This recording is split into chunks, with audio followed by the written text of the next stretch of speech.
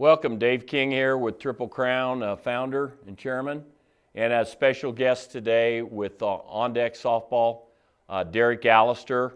And we're here to talk a little bit. Our strategy today is to go through the research that was back from about 210 college coaches, all governing bodies represented, all 5, and then to go through some prescriptions that we worked with each of them in what is probably not a stark world, but a real world of where we're at with this disease.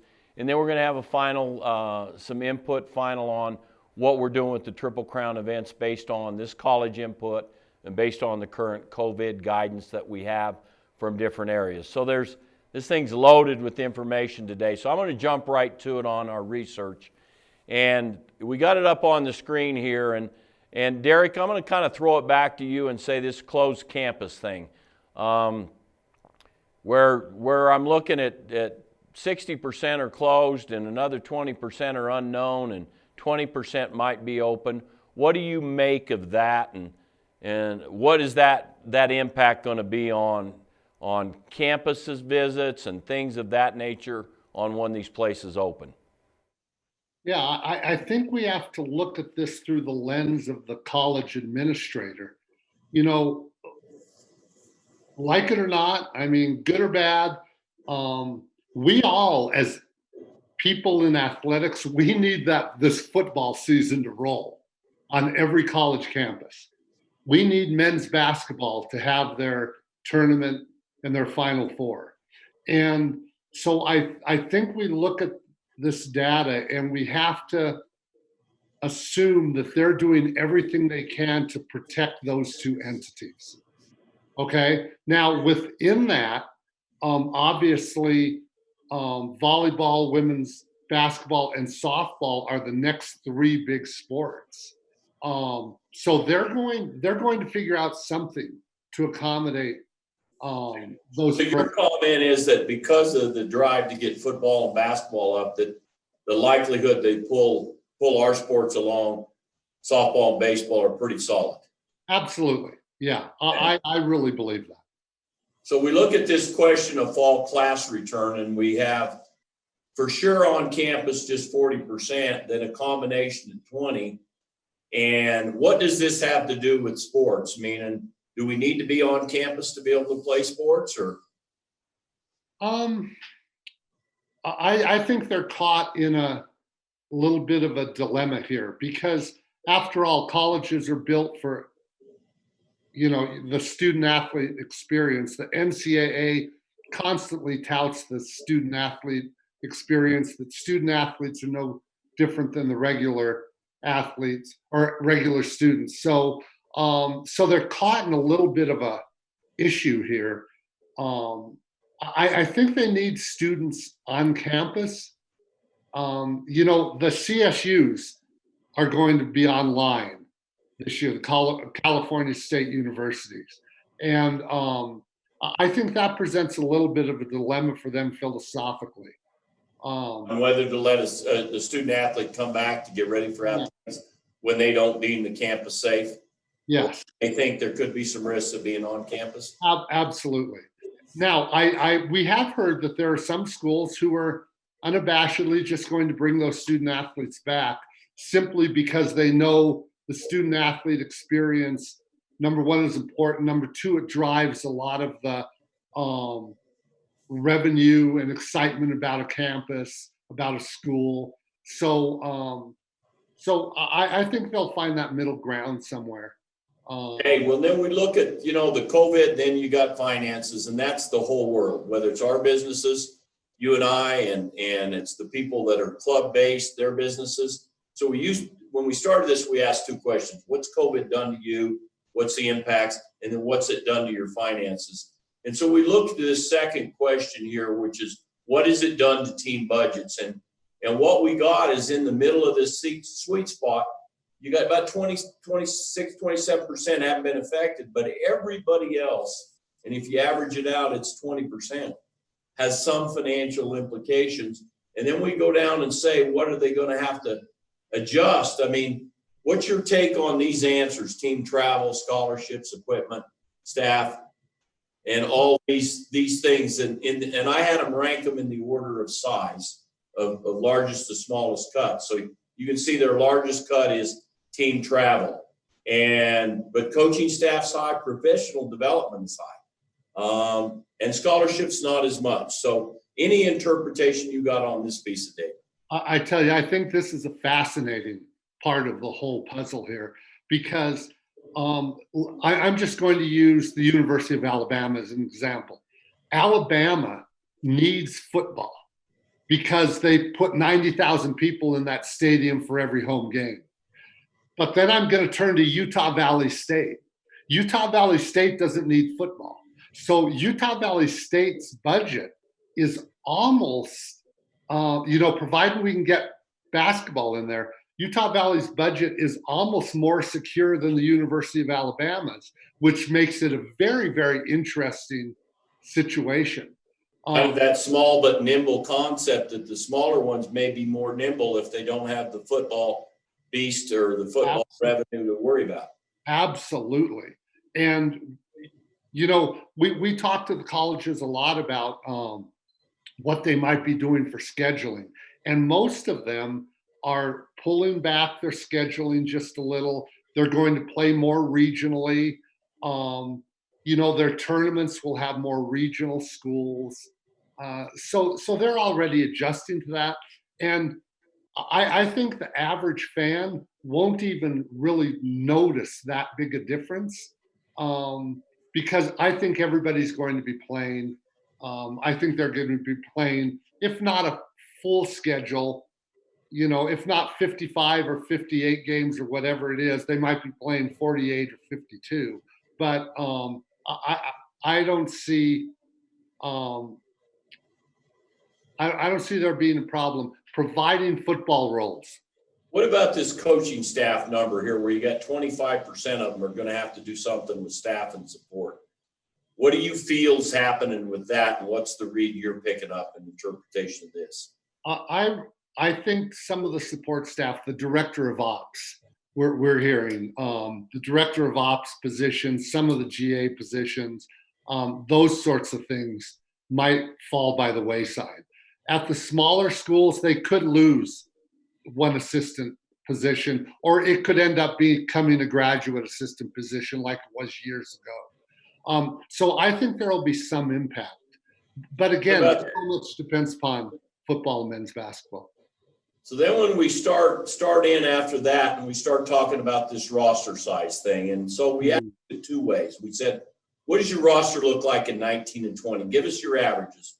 So if you look right in the middle of that, the average roster from across all 5 governing bodies represented here was 22 players was the median.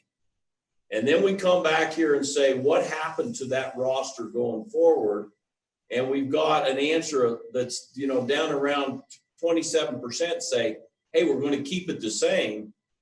But now you got an average of 4 to 5 players across the board more there. What's that going to mean for people, and what's that going to mean for the future? I think it's a windfall for the smaller schools and the junior college levels, et cetera. I was talking to an SEC coach, and virtually all of her seniors are coming back next year. Well, she had 8 seniors. So as a result, she recruited 8 freshmen.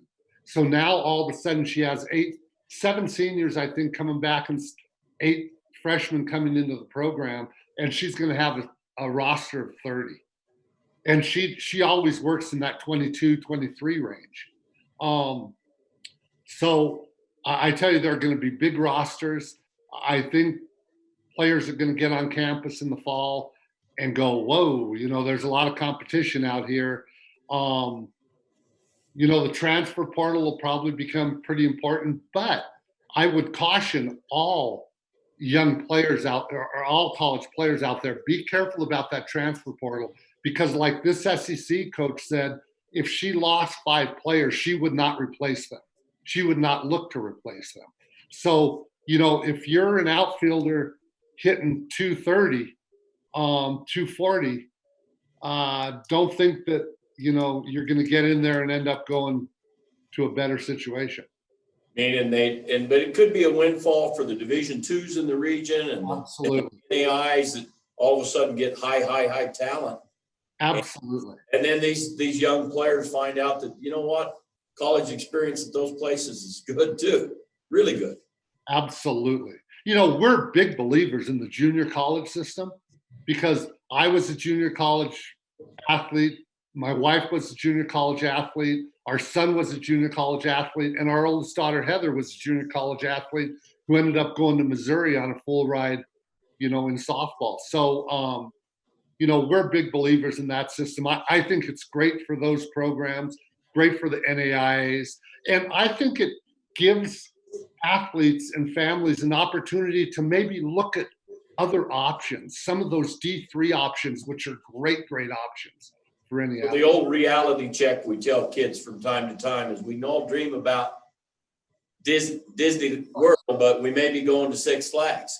Yeah, They just have a really good time at Six Flags just the same. absolutely. That's a great park. Hey, we'd all go there today, right? Yeah, if we get in. If we could. Hey, so let's look at this grad year situation and kind of crunch it, meaning what are their needs in 20? What are their needs in 21? What are their needs in 22 and 23? And what you find is more kids are needed. You start to get these numbers in 2021 don't play in the normal distribution. And even 2022 and 23 don't look as normal. If you took the governing bodies out and said, this is normalized with the NAIA and JUCOs, but it's not as normalized here. With no real needs coming up in 20 and basically two answers on 2021, I need less. I need less 20s and I need less 21s. So what does less mean to a campus? What is that? How do I deal with less? I tell you, our heart goes out to the 2021 class because they've gotten knocked upside the head a couple times in their process. There are just fewer roster spots available. The market's saturated with players right now, and that's just a problem for the 2021 class. Now, I'm going to go, let's take the academic schools. Let's say a player is really interested in going to Stanford, Northwestern, Notre Dame. Okay. Years ago, that might be a possibility to get a solid roster spot at Northwestern. But now with the super seniors, for lack of a better word, and the large roster size, now I think you have to bump down a little. Is Emory maybe a possibility, a great D3 situation, or Williams College, or someplace like that? So I think everybody bumps down a little. Do you go to the University of Utah and be on the team, or maybe do you go to Utah Valley State or Dixie? Okay, and I think Dixie, Utah Valley State, who have great coaches, oh my gosh, those people are great. I think they end up with really good players over the next several years. So let's take the next basic question is, when do they get to recruit again? And that affects our business, that affects your business, that affects all your, you guys call it the drive-by kind of concept of how many coaches are driving by and what's the parade look like to watch you play. And so if you just take these hard numbers and break them down, there's so much uncertainty of when I get to go back and recruit again. And when I take these numbers and break them out by divisions, and the NAIs and the JUCOs are the only ones that can go right now. And how much uncertainty still is left in this model, Derek? I think Division ones. I think at the D1 level, there's a lot of uncertainty. Now, from a coach's lens, with the seniors coming back and everybody having a chance to come back for another year, who was on the roster this past spring, you have to understand that their teams are pretty set. You know, I would think Coach Gasso would be pretty happy with her roster right now. So it's not like she's looking for the next phenom in the 2021 class or even the 2022 class, because she's going to have an older, developed, mature roster for the next several years. So the impacts of not only the the rosters being full and talented now, matured, you also have this fact that they can't get out, which they don't really need to as bad, is what you're saying. They can't and they don't need to as bad because of what's happening. Absolutely. We heard right away when they canceled the season that this was going to be a light recruiting summer, simply because they felt pretty satisfied with their roster and they didn't feel they needed to get out quite as much. So I don't think it's gonna I think it's gonna be impacted without question over the next several years. So if you look just at the dynamics here, Derek, of the travel world and getting back in the travel world and some of the things they're faced with, you're seeing that the ability to get on an airplane in the near future is 19%. Yeah. And that by car is obviously the preferred method. And 5% of the total field said they could see somebody now, or 17% said I wasn't sure. Right. And then 31% that said I'm able to recruit now if I'm driving to all events. Yeah. So basically, what have we done to our geography for kids and coaches? We've regionalized it, which I don't think is necessarily a bad thing. It's a regional concept. If you can drive someplace, you do it. Maybe you recruit a little more regionally. You depend upon other people like Dave King and Triple Crown, Derek Allister and On Deck Softball to help navigate some of those waters. But let's be realistic too. We have short memories when it comes to things like this. And I think once we get past this, I think the memory shortens up a little. After 9/11, lots of years ago, we had these same travel restrictions and everything. And within a year or two, we were back to doing business. And I see us correcting to travel now. And just the last 2 weeks of being in and out of the airport, I see a different airport all of a sudden in Denver, and I see a different comfort. So I think America, even with the disease around, is going there. Let's jump over to our last one, is how do they plan to supplement the recruiting? And so what you're seeing jump up here is they got three things that came back loud and clear that didn't top others, which was this online look or video look, using the service to help them.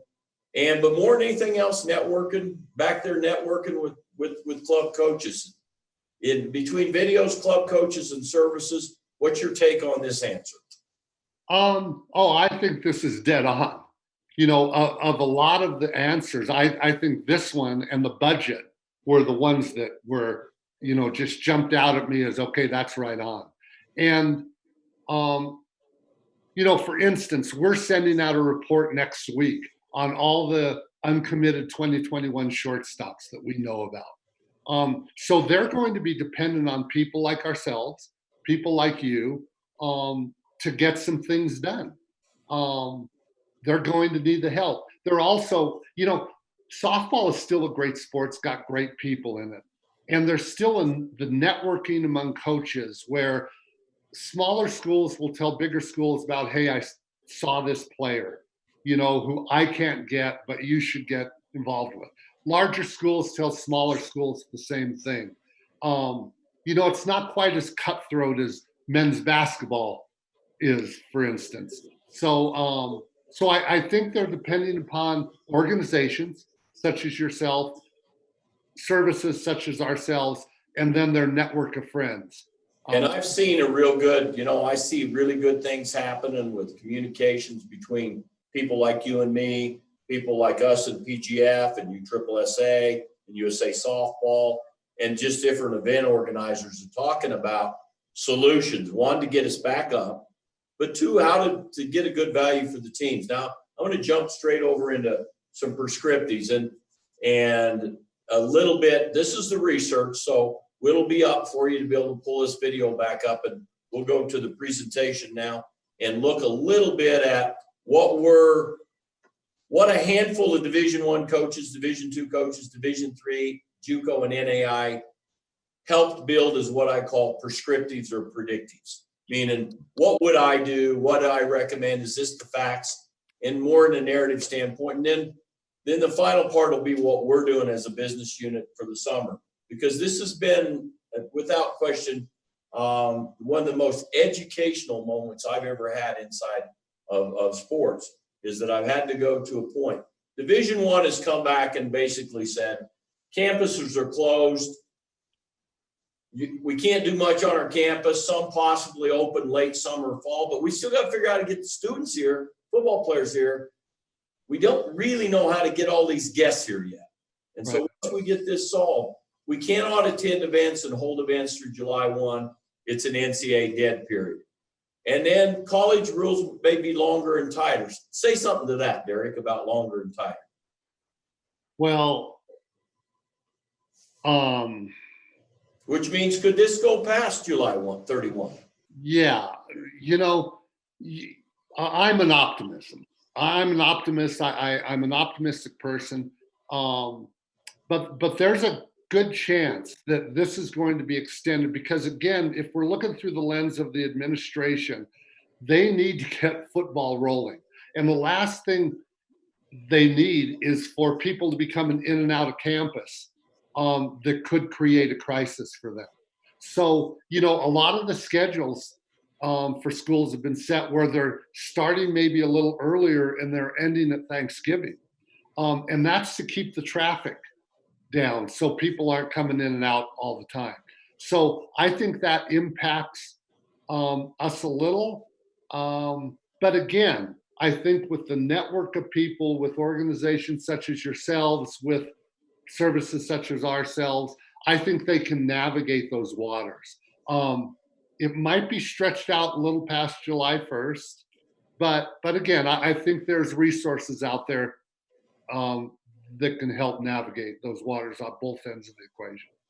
So the common theme is these inflated rosters will be highly competitive due to size added by the +1 ruling. I think a lot of us have forgot the +1 ruling said +1 for the freshmen, the sophomores, the juniors, and the seniors. Yeah. So you get a +1 for every player that was on the roster, plus your incoming freshman.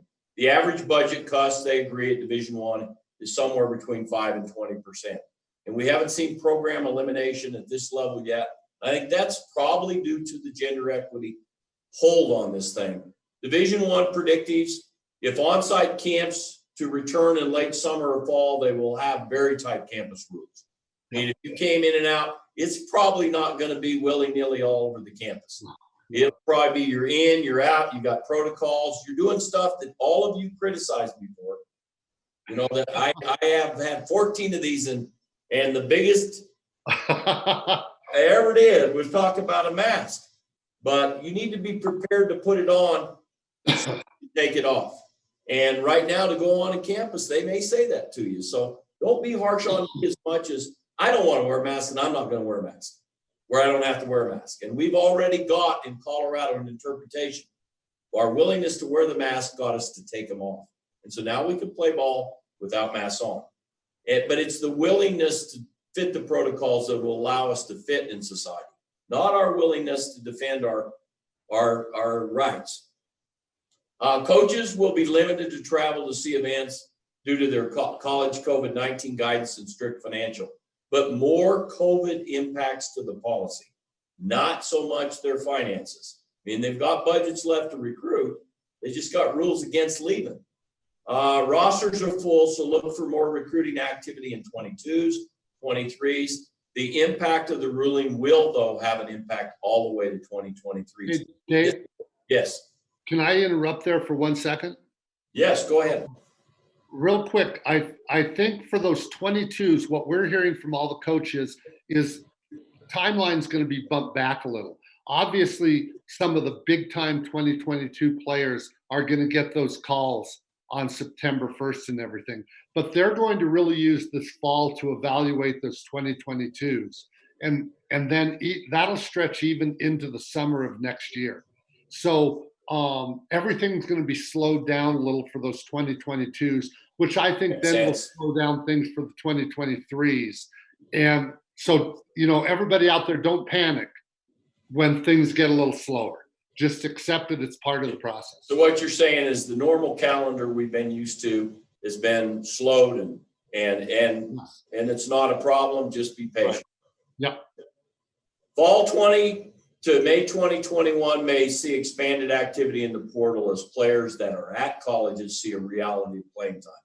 So all of a sudden we're going to have these portals. And, you know, the theory of a time machine is if you don't know the date you're going to get out of it, better not get in it. So if you don't have a pretty good idea what time or place you're going to get into the portal to solve things probably means that you're going to be moving to a lower classification or a regionalized opportunity, as opposed to you're going to jump from one Power 5 to another, or one Division I to a light Division I. Video will become a major component for following any recruit. And I will tell you, skills videos will be very important. And this is not me talking. This is them talking to me to build this presentation.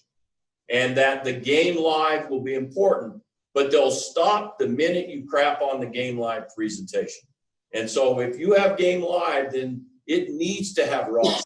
It needs to have a number. It needs to have tips to watch the kid. And better yet, if someone's there narrating on your, whatever your device or technique that you're streaming your team, that Sally just left the pitcher's mound, went to right field, she's going to be back in 2 innings.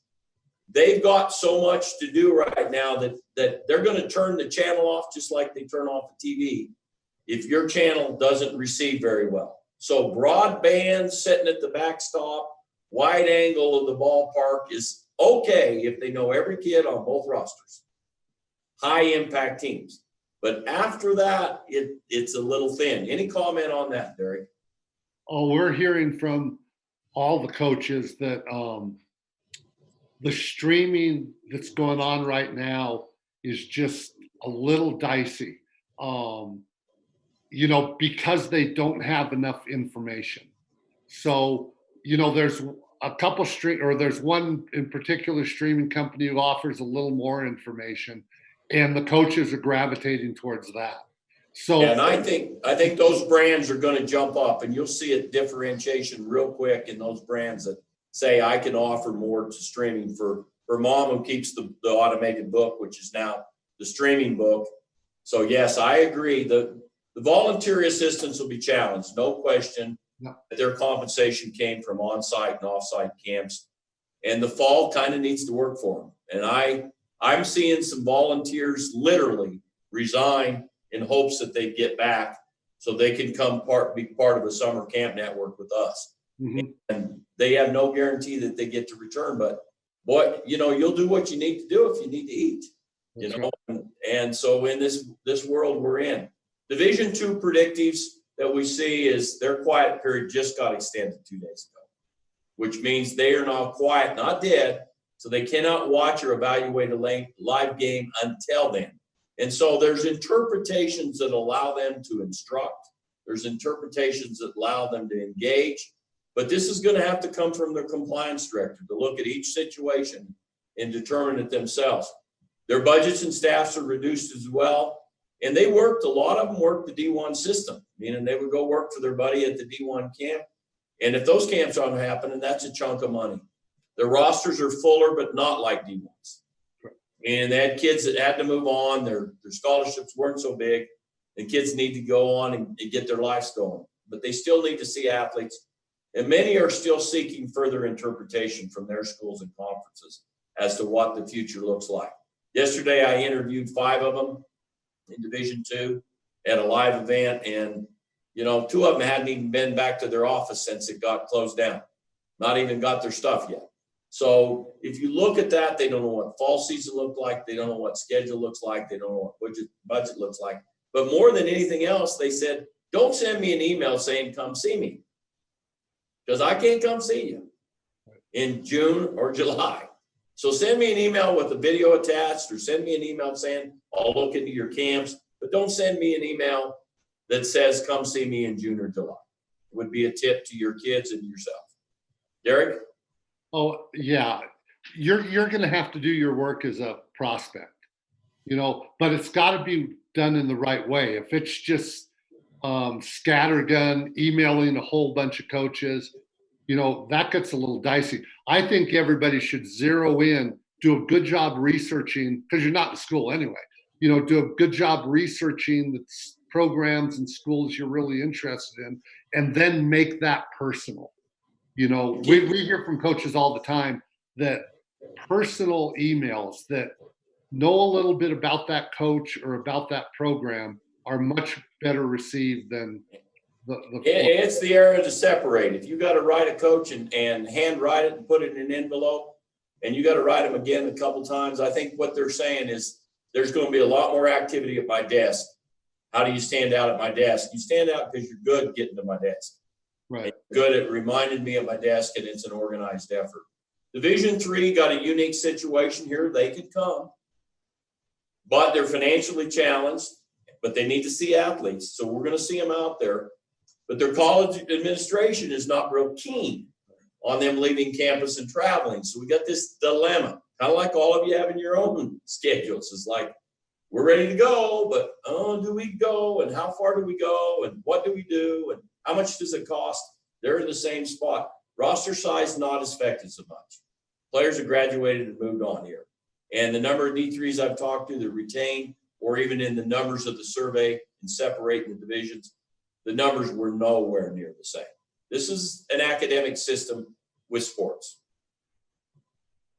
There will be a fixture in the bleachers this summer on events. Many of these schools are in the Northeast, and they're in a deeper COVID impact series. So remember those MITs, those Williams, those Emorys out there, the Tufts, the people in that nature of the world, they're a little more challenged. If you get in the Midwest, Division threes, the Grinnells and people like that, the Cornells and stuff, they're going to be able to get released faster. Any comments on Division III, Derek? Oh, I would like to comment more just on that level of play. I went to my first Division III tournament right before all the madness broke out, early in February. And there are good players playing at that level. They have wonderful schools. They have good coaches. I saw a shortstop on Illinois Wesleyan who could play in any program in America. I don't care what D1 school. Now, she might not be the shortstop, but she could play anywhere. And they play good ball. Those people can put together great financial packages. We're big proponents of division. You're going to see them in the bleachers. And I wouldn't say just because it's got a 3 by it, you need to remember that 3 stands for something that's unique, which is academically very, very talented. And most of the ones that we mentioned, that's a top 50 university against all the rest. And so they're up there. NAI, a really good solution. You're going to see them as a fixture. They're no quiet or dead. Their budgets are reduced some, and so they'll need dollars to get to events. So people like us are going to have to figure out how to do it. Their staff's been tightened, so head coaches will be challenged. They have a lot of assignments. They have more roster opportunities than 2 and 3, but have kept some players. So in my interview there, they've got some coming back. They may be a spotting talent for other schools to come out of 10.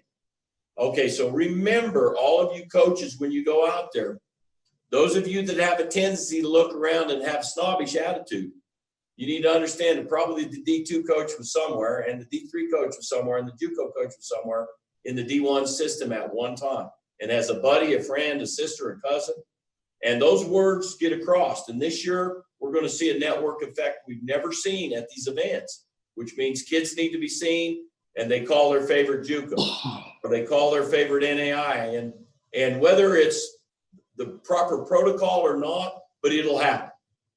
So that a JUCO will talk, and the JUCOs are the same. There'll be a fixture. Their budgets are tight, but they've got a little more stable structure in this environment. Their rosters and talent will be larger than deeper than ever. They may be spotting or reviewing talent for other schools who cannot attend. And with the right coach and program, this may be their best opportunity at very high-end talent. And you're going to get to see some really good ball in these systems. Comments on NAI and JUCO, Derek? Well, again, I feel the same way about them as I do D3. I think they offer great opportunities. The NAI has a national championship. They have some great schools. Junior college, you know, you can go there a year, you can go there 2 years, you can play for a national championship. You can get lots of playing time instead of sitting, on the bench and withering away a little bit. So I think all of those schools give great educational opportunities and great athletic opportunities. And we always hope that people look at those and give them a longer look. And those of you people that didn't, the clubs that didn't, I'm just telling you, it's the real world.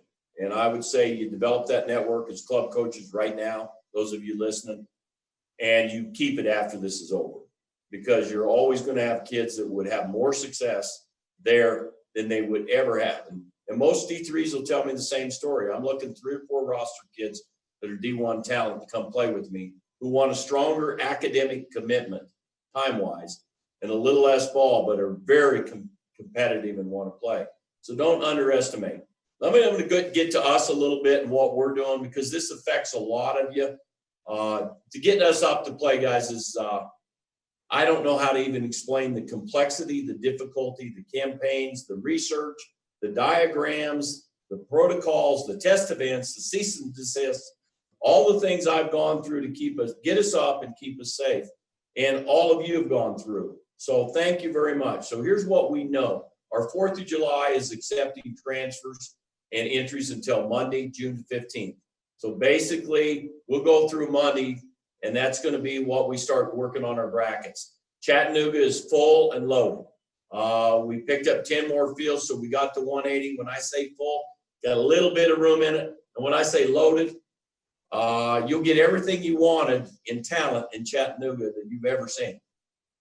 Houston is staying full and very strong. They've got a little breakout in COVID there that's got the media, but if you dig through it, you'll find it's still got space for them to correct and adjust. The ball fields are in a different part of the community completely than downtown Houston and that area, but it has room. We have 160 teams entered, and it's the top Texas talent, which means 4 of the top 10 teams in America are down there playing, and you got 5 of the next 10 in there. And so if you got a ball club and you want to line up, they got ball clubs and they'll line up. Colorado is now Colorado. Most of you follow this on Monday. On Saturday, we got a ruling that said we could play in a league-based format in Colorado with no tournament finishes, and that we could have no out-of-state teams. We filed for a variance to get out-of-state teams, but I talked to all the teams that were still registered in Colorado. There were 120 of them out of state, and said, you need to get somewhere in case we can't get this variance by next Friday. And get yourself a lockdown spot if you want to play at the Fort. And then California is uncertain. We have 200 plus entries entered in this event. And those of you that know, we would be playing at the BLD, so we wouldn't have to have a next permission. Because a lot of times it's the state, then you got to get down to the next level, which is the county, and then you got to get down to the owner of the facility, the municipality. And so California is a good situation. Schedules will come out June 22nd. And games begin July 1 with pool plus single format, except Colorado. And it's complete pool. So it'll be 8 pool. The others will have a +1 single. So it'll look like Boulder. Individual events on deck, all-star games, CSE will start the 30th and 1st, where they're offered. And so I would tell you that in the majority of them, we have these offered in these places. Derek, do you want to make any comments on your offerings and what they'll look like? Yeah, we're going to be in Chattanooga, and we're fired up. We saw that list of teams, and it was like, whoa, that's a great group. So we're going to be in Chattanooga, ready to go on the 30th. And we're opening up things a little bit. So, if coaches out there have athletes they want in that camp, just shoot us a note at info@ondecksoftball.net. And we're going to give a little more leeway to players who need to get into an event. And our individual events, we'll start marketing next week when we close, because we haven't reached out to any of you about anything. And it's because we need to know first who was coming. Well, first, if we could play there, then second, who was coming. And so those things are in existence. We have designed a D2 camp system, which would run kind of like our Division I camps, college camps that they'll go, but they're also going to come back on the second and third so we can keep D2s around the environment. And if you came in later, that you could play 2 pool games, go to another facility and have an experience with a D2. They need the income. They've talked to me, reached out to me and said, you know, Dave, if there's a way you can design a way for us to get out and work and pay some bills, we would really appreciate it. So new concept, don't know how it'll fly, don't know how it'll fit, but if every day's a pool day, then whether it's morning or evening, there's going to be a slot that's open for camp business. Streaming in some places will have it, the general, but I don't think it's going to do what colleges want. And you should have your own streaming solution, meaning somebody on your backstop, if it's a recruitable moment you want, should be working it. And COVID rules will meet the local norms. So don't you do this or that? And I just say the norms that are normal everywhere are distancing, sanitization, and now you're going to see contact tracing being a norm. I mean, we'll have who's in the facility at what time. And that's why pool matters so much, is we can tell any outbreak situation, we can tell. Our summer championships, the approved and planned. It's a big list. Park City for 14s looks really strong. Approved. States approved it. Cities approved it. Counties approved it. Atlanta area, July 16th through 19th. All ages. Very strong field of teams. Myrtle Beach. I wish I could tell you we can take you, but I'd have to owe you 6 favors, and you might need to owe me 1 to get in. It's that kind of situation. So it's full, and it's a great field. Round Rock, which is north of Houston, all the way to Houston. In some situations, our elite divisions in Round Rock is very strong right now. Looks to be approved soon is Reno. So here's the big news. Portland is not. And Portland will reappear in Reno. And so Reno was 10s and 12s. Now Reno will have 16 and 18 opportunities for TCUSA, and 14s we haven't completely decided yet because everything's going to Park City so well right now. But we know we got 10s, 12s, 16s, and 18s. We'll let you know on 14s very quick. Probably not in Reno. San Diego. Ugh. San Diego County's as buttoned as up as any county in California. They filed for variance. They've got the mayor, the council, everybody behind them, but it still needs a break to get to play. Meaning a break from the governor and a break from this process. Refunds and transfers from us. Transfers in full, any 2020 event to any 2020 other. Exchange and credit the balance. Summer Nationals, absolutely. To 2020 fall events, our Zoom, our Dawn, the Ronald, Las Vegas, Virginia Beach, Arizona, Branson, Portland, our others. Yes. To Colorado League that we created, we have 4 weekends of Colorado League. One is the 4th of July. Credit into that for Colorado teams. Transfer to other 4th of July events in 2021. We're going to see a lot of traffic here. I think you're going to get increased benefits of your dollars going into 2021. So if you leave it on hold, every event's got a little different scale, but it's somewhere between 10 and 20%. Refunds in 2020 would be less 20%. So if you want a refund, that will be the procedure that you go through. TCS fall events, again, Zoom in California in August. This is the first week in August. So this was our biggest recruiting event in California, our biggest competitive event in California. We've moved it to August. We'll see. We think it'll happen. Valley Invite in Portland is rescheduled, got a great transfer field over. We think Portland could be up in September. Ronald in Houston, obviously, has been one of our best events. Ronald McDonald. The Extreme in the Northeast in October, I'm optimistic with this. The Dawn, which is right before Thanksgiving weekend, I'm optimistic here.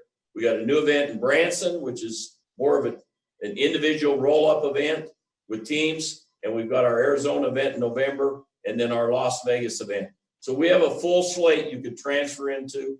And obviously, there's going to be a lot of traffic trying to be pushed to the fall. Hopefully, you'll keep our guidance from Derek and I and say, there's still some uncertainty in the fall between all of a sudden hitting a home run on college coaches or this is your moment.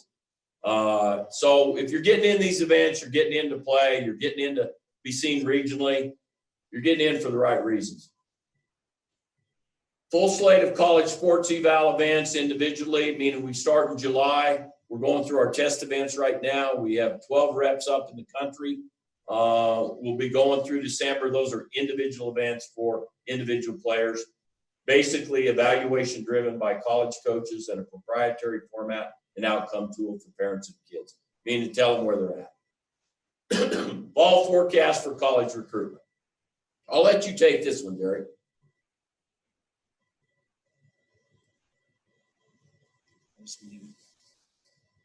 You're on mute still, so. How much time do I have?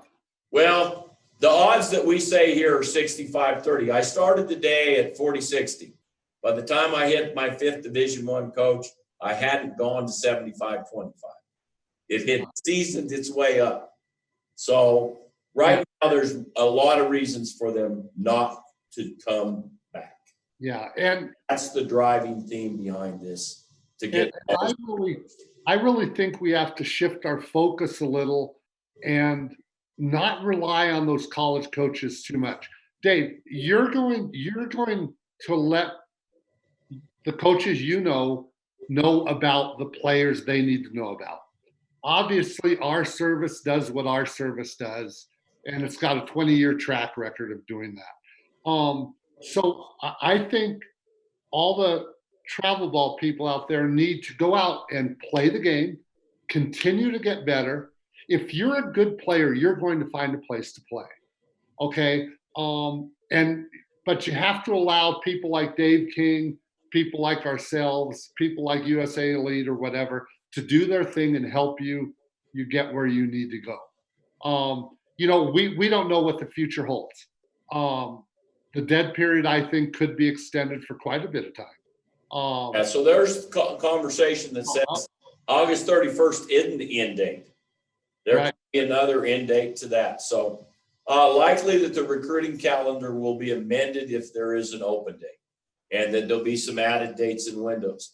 And this is supported by the NFCA and the organization trying to say, okay, if we can't recruit at all in the summer, and we do need to see kids, when can we go? When can we go back and see the kids we verbal? Each of these things. Most coaches have not seen their college players for months. This is a common theme. And will need to completely balance, if they can go, the need to coach and develop this massive roster they have with time to spend recruiting. So they have a new dilemma now, which is they got to keep the family happy back at home. And that's a real deal. High schools are going to have new dilemmas, meaning I can't even address what might happen in high schools. The challenges on startup windows, sport windows being changed. You have conversations all over America with flipping sport windows, but when they occur, the fall or the spring. And so start-stop windows, half school, half online. So high school's got a new dilemma. College is likely to end at Thanksgiving.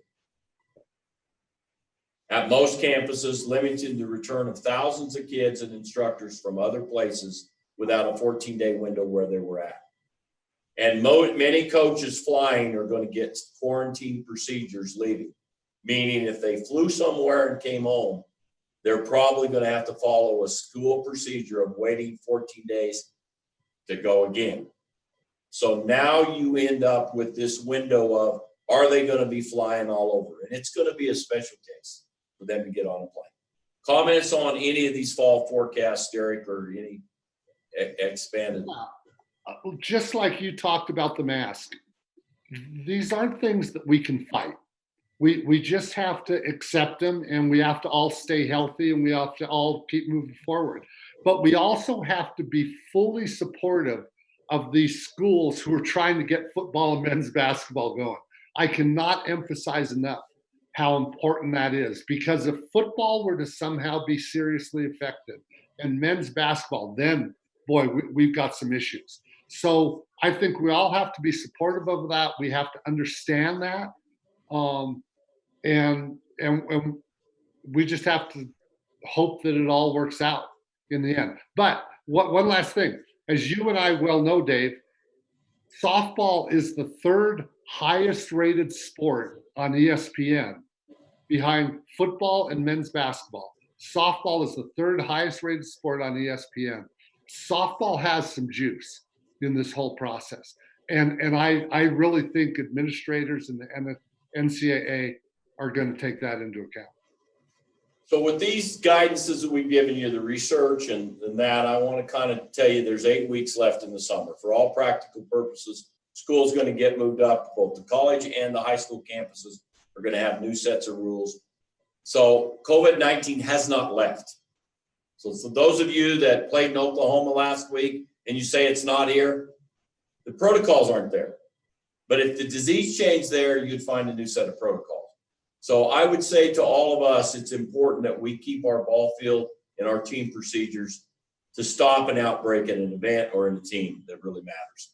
And I talked with a coach today, and they said, hey, I had one of my former players is coaching a JUCO, went around shaking hands with everybody and coughing on the phone. And next thing you know, we got a test and we got a COVID person. So guys, we can't be shaking hands. And we can't be doing stuff that, man, I come from redneck, hillbilly, backwater, mountain town in Colorado without a ski resort. And I grew up, and it's not manly to do this stuff.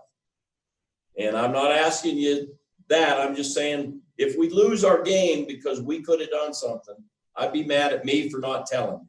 I mean, my role a little bit is to, yeah, go ahead and light me up again a little bit, but I'm just telling you, I want you to play ball, not to complain about it, just play ball. Our diagrams and guidance have helped get many states open, counties and cities. However you need them, whenever you need them, they're on the YouTube channel. They're on our website. If you need to text me, I'll get you anything you need.